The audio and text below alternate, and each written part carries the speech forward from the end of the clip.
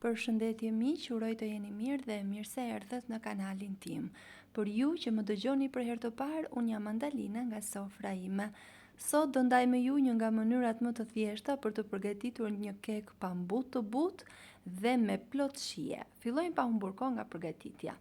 Në një enë do shtojmë 2 vezë, 150 deri në 200 gram sheqer, varet se sa të ëmbël e dëshironi ju. Do t'i përziejmë shumë mirë vezët me sheqerin me ndihmën e një teli kuzhine. Dhe pasi kanë marrë këtë ngjyrë, do të shtojmë 100 gram gjalp të tretur kam shtuar unë, por mund ta zëvendësoni edhe me vaj sipas dëshirës, por gjalpi jep aromë shumë të mirë dhe bën akoma dhe më të butë kekun. Do vazhdojmë me 200 gram kos ose qumësht. Do vazhdojmë përzierjen përsëri.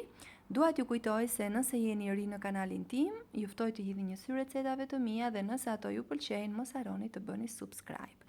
Do shtojmë 10 lugë gjelle miell dhe 1 pluhur fryrës.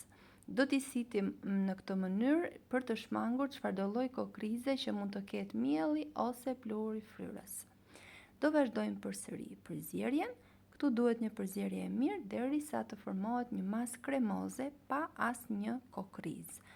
Dhe pasi e kemi gati, do ta ndajmë atë në 2 pjesë, masën e kekut.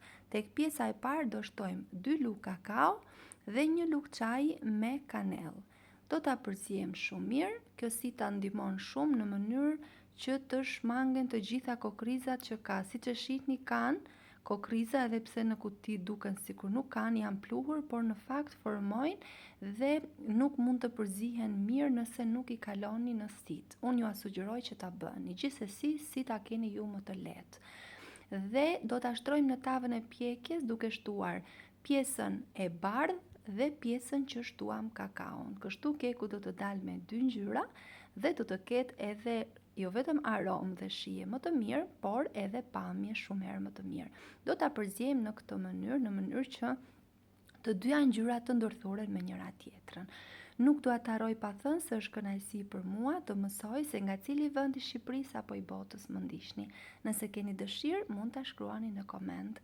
Kekun e pjekim në 180 gradë për 45 minuta në furrë të parangrohur.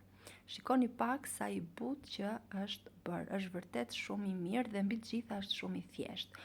Unë kam tretur edhe 200 gram çokoladë zezë. Kjo është sipas dëshirës, por djali im e preferon jashtë mase dhe unë kur e përgatis në këtë mënyrë i shtoj edhe çokoladë të shkrirë dhe disa kokra çokolade në sipërfaqe. Kjo është sipas dëshirës, nëse ju gjendet, nëse nuk ju gjendet mund edhe ta shmangni.